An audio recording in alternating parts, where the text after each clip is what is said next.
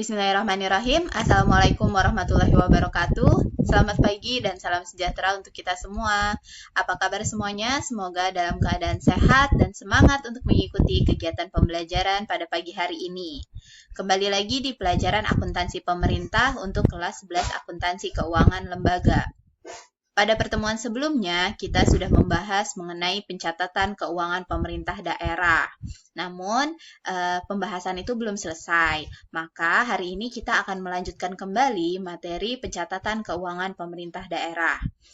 Sebelum memulai kegiatan pembelajaran, seperti biasa, alangkah baiknya kita awali berdoa menurut agama dan kepercayaan masing-masing, agar ilmu yang kita peroleh nantinya bisa bermanfaat.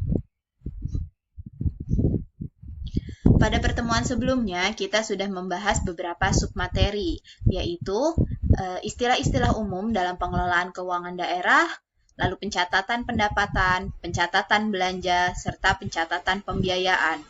Masih ada 3 subbab lagi yang akan kita bahas, yaitu pencatatan kewajiban, pencatatan ekuitas, pengakuan, pengukuran, serta pengungkapan. Kita masuk ke submateri yang kelima, yaitu pencatatan kewajiban. Seperti yang kita ketahui, kewajiban adalah suatu utang yang timbul dari peristiwa masa lalu yang penyelesaiannya mengakibatkan aliran keluar sumber daya ekonomi pemerintah. Pengertian itu berdasarkan PSAP nomor 9. Bahasa sederhananya, kewajiban adalah hutang. Hutang adalah sesuatu yang harus dibayar. Ketika membayar hutang tersebut, pasti akan ada yang kita keluarkan, yaitu sumber daya ekonomi yang kita keluarkan. Pun sama, ketika pemerintah melakukan hutang, maka pemerintah itu nantinya harus melakukan mengeluarkan sumber daya ekonomi untuk melunasi hutang tersebut. Akan ada 8 klasifikasi kewajiban. Yang pertama adalah utang pihak ketiga. Utang pihak ketiga ini biasanya ketika pemerintah telah menerima hak atas barang, termasuk ketika barangnya mungkin belum sampai di pemerintah, tapi sudah dalam perjalanan menuju pemerintah, maka itu dianggap sebagai hutang yang nantinya si pemerintah itu harus membayar kewajiban tersebut. Selanjutnya ada hutang transfer. Hutang transfer adalah kewajiban suatu entitas pelaporan untuk melakukan pembayaran kepada entitas lain sebagai akibat ketentuan perundang-undangan. Utang transfer diakui dan dinilai sesuai dengan peraturan yang berlaku. Jadi utang transfer ini akan timbul ketika ada ketentuan perundang-undangannya. Yang ketiga adalah hutang bunga. Hutang bunga ini biasanya timbul karena si pemerintah melakukan pinjaman. Setiap pinjaman itu biasanya ada bunganya. Nah, hutang bunga itu artinya bunganya belum dibayarkan. Selanjutnya ada hutang perhitungan pihak ketiga. Pada akhir periode pelaporan, saldo pungutan atau potongan berupa perhitungan pihak ketiga atau PPK yang belum disetorkan kepada pihak lain harus dicatat pada laporan keuangan sebesar jumlah yang masih harus disetorkan. Jadi kalau misalnya ada saldo pungutan yang belum disetorkan, itu kan kalau belum disetorkan itu kan sebenarnya sesuatu yang kita pegang, tapi itu sebenarnya bukan menjadi hak kita, maka itu dianggap sebagai hutang. Disebutnya sebagai hutang perhitungan pihak ketiga. Selanjutnya adalah bagian lancar utang jangka panjang. Utang jangka panjang itu kan utang yang masa pinjamnya itu lebih dari 12 bulan. Nah, bagian dari utang jangka panjang, cicilan-cicilannya itu termasuk ke dalam hutang, kategori hutang. Selanjutnya adalah kewajiban lancar lainnya, yaitu kewajiban lancar yang tidak termasuk dalam kategori yang ada. Tadi kan sudah ada 5 kategori itu. Nah, kalau misalnya dia tidak termasuk dalam 5 kategori itu, maka disebutnya sebagai kewajiban lancar lainnya. Yang termasuk dalam kewajiban lancar tersebut misalnya, yaitu biaya yang harus dibayar pada saat laporan keuangan disusun. Kita kalau misalnya bikin laporan keuangan kan ada biaya-biaya yang timbul. Nah, itu biasanya dimasukkan ke dalam kewajiban lancar lainnya. Atau misalnya utang pembayaran gaji pegawai yang dinilai berdasarkan jumlah gaji yang masih harus dibayar atas jasa yang telah diserahkan oleh pegawai tersebut. Selanjutnya adalah utang pemerintah yang tidak diperjualbelikan atau non-traded debt. yaitu kewajiban entitas kepada pemberi utang sebesar pokok utang dan bunga sesuai yang diatur dalam kontrak perjanjian dan belum diselesaikan pada tanggal pelaporan. Jadi kalau dalam pemerintah itu ada hutang yang dapat diperjualbelikan dan ada juga utang pemerintah yang tidak dapat diperjualbelikan. Yang tidak dapat diperjualbelikan tadi itu pokoknya harus dibayar sebesar pokok pinjaman dan bunganya. Nah, sedangkan utang pemerintah yang dapat diperjualbelikan, mungkin kita juga pernah dengar ya kalau misalnya pemerintah menjual surat utang gitu. Nah, itu berarti termasuk ke dalam kategori utang pemerintah yang dapat diperjualbelikan.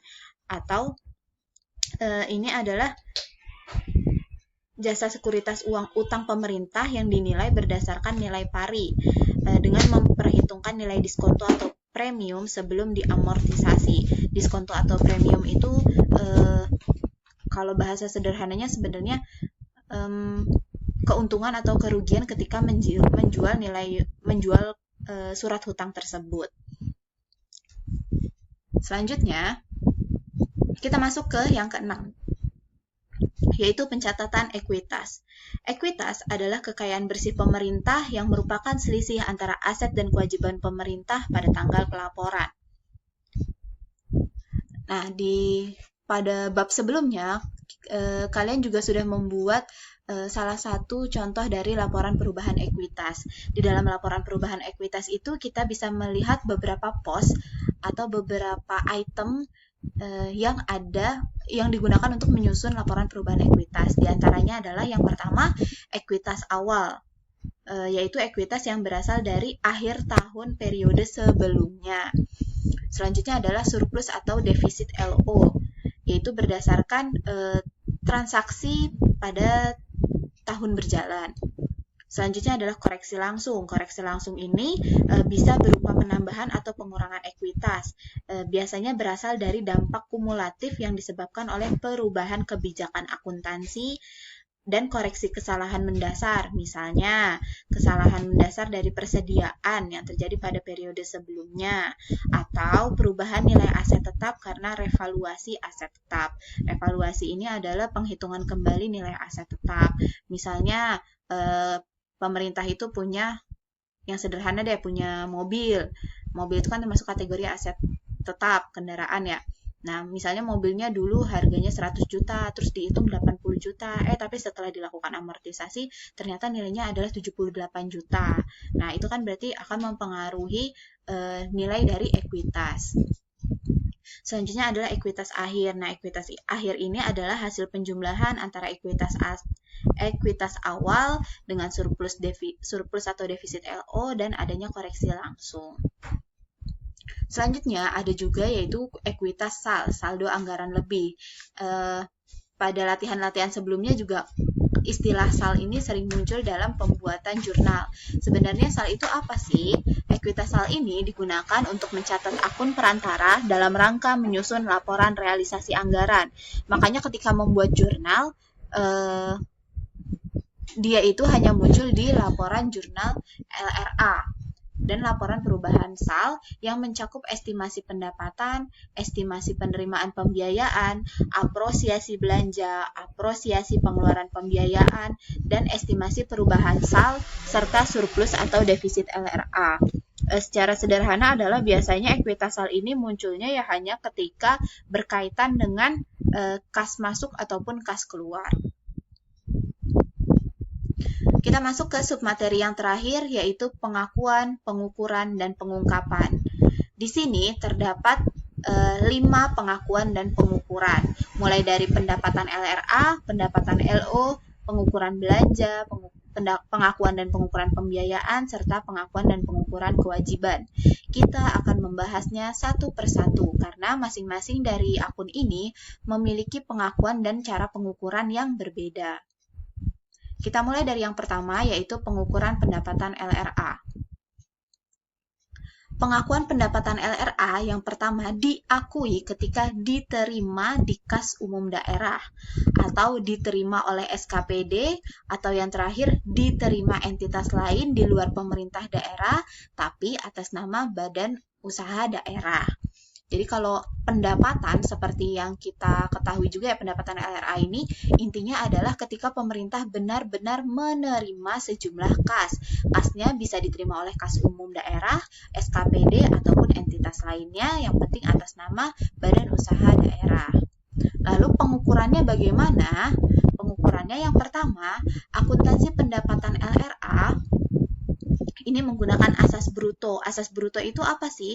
Pokoknya sejumlah uang yang diterima tanpa dikurangi apapun gitu. Terus selanjutnya ada pendapatan LRA ini diukur dengan menggunakan nilai nominal kas yang masuk ke dalam kas daerah.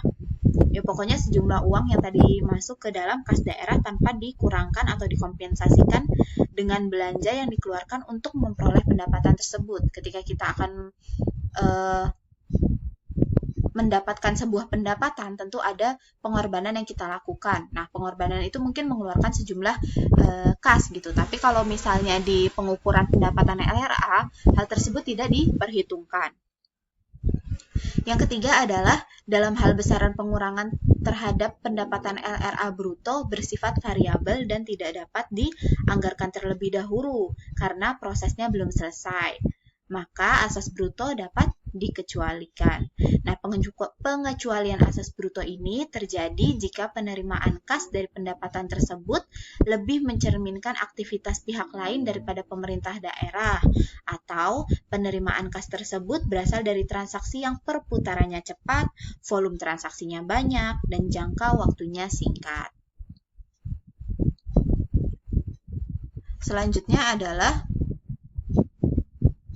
pengakuan dan pengukuran pendapatan LO. Pengakuan pendapatan LO terjadi ketika timbulnya hak atas pendapatan atau disebut sebagai earned. Yang kedua adalah pendapatan realisasi, yaitu adanya aliran masuk sumber daya ekonomi, baik sudah diterima pembayarannya secara tunai atau realized, maupun yang masih berupa piutang atau realizable. Jadi kalau misalnya tadi pendapatan LRA itu pokoknya harus kasnya dulu diterima, sedangkan kalau pendapatan LO ini walaupun kasnya belum diterima, tapi kalau misalnya sudah memberikan suatu pelayanan dan itu adalah kegiatan usaha dari pemerintah, maka akan diakui menjadi sebuah pendapatan.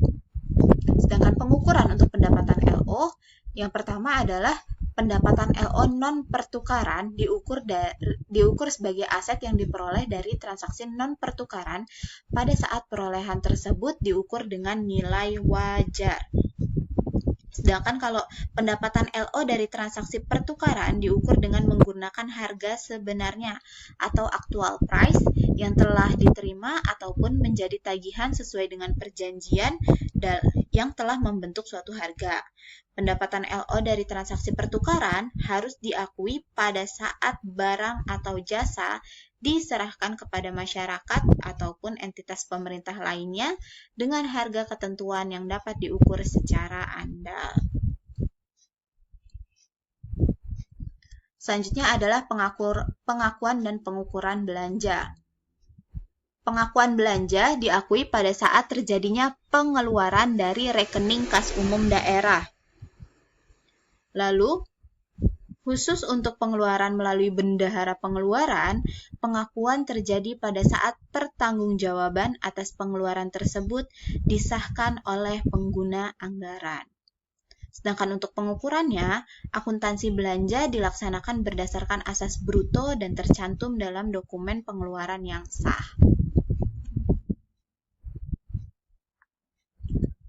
Kita lanjut ke pengakuan dan pengukuran berikutnya, yaitu pengakuan dan pengukuran pembiayaan. Pengakuan pembiayaan ini dilakukan ketika penerimaan pembiayaan diakui pada saat diterima pada rekening kas umum daerah. Yang kedua, pengeluaran pembiayaan diakui pada saat dikeluarkan dari rekening kas umum daerah. Jadi kalau untuk kegiatan pembiayaan ketika diterima ataupun dikeluarkan dari rekening kas umum daerah. Sedangkan pengukurannya dengan mata uang rupiah berdasarkan nilai kas yang sekarang, ataupun kalau misalnya pembiayaan dengan mata uang asing dikonversi dulu ke mata uang rupiah, lalu digunakan nilai tukar pada saat transaksi berlangsung.